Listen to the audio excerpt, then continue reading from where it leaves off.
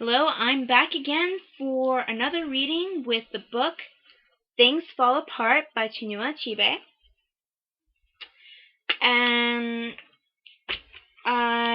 in my last video, I read you some of my passages that I had taped off.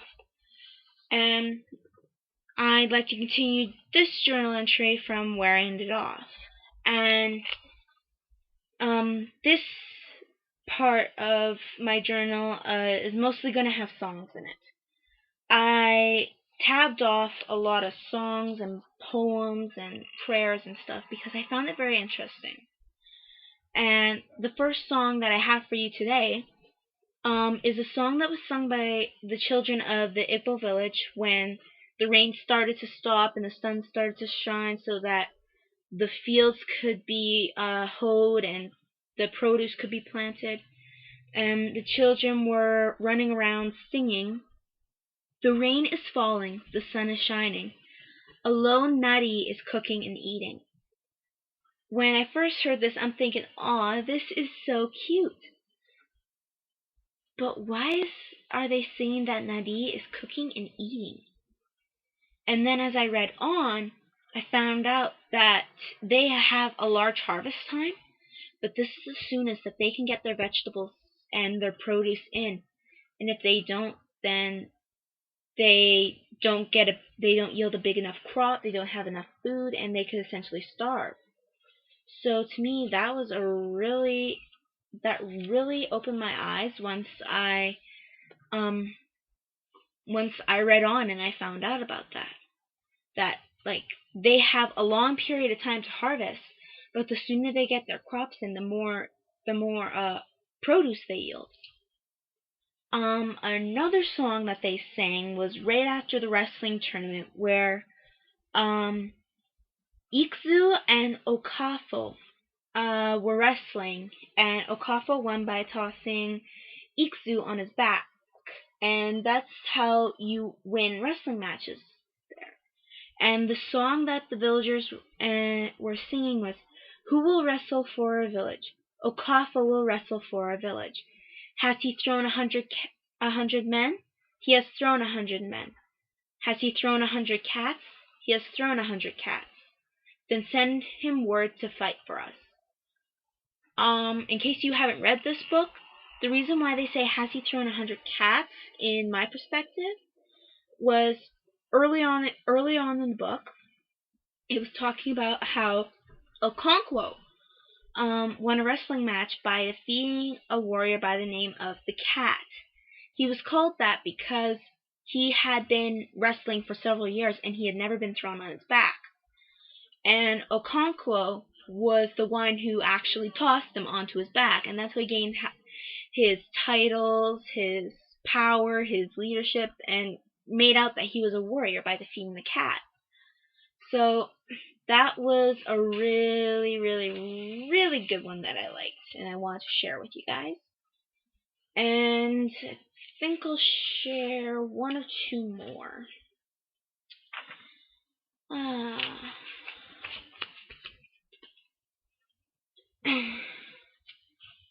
Okay, I don't have a song with this one. I only have 2 or 3 songs there. I know I have one more song here. This part made me really upset. If you remember from my last video, there was a boy by the name of Ikemefuna, and this part kind of made it seem like a joke because both the reader and the characters know what's going on except for Ikemefuna.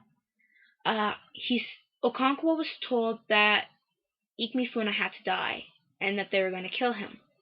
So he told Ikemefuna that he was going home.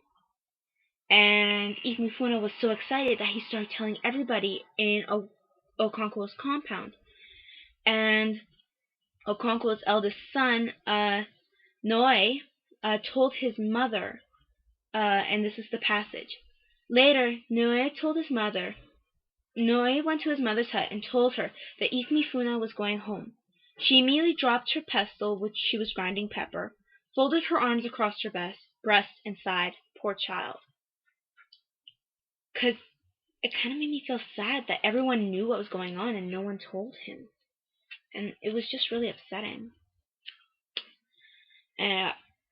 Two final things that have to go with Ikemifuna going home. There is a song the night before Ikemifuna was going home, and Okonkwo was in his bed and he was remembering this song when his mother died, and when he was just a little boy. And the song isn't in English, so I'm gonna try and say it as best as I can.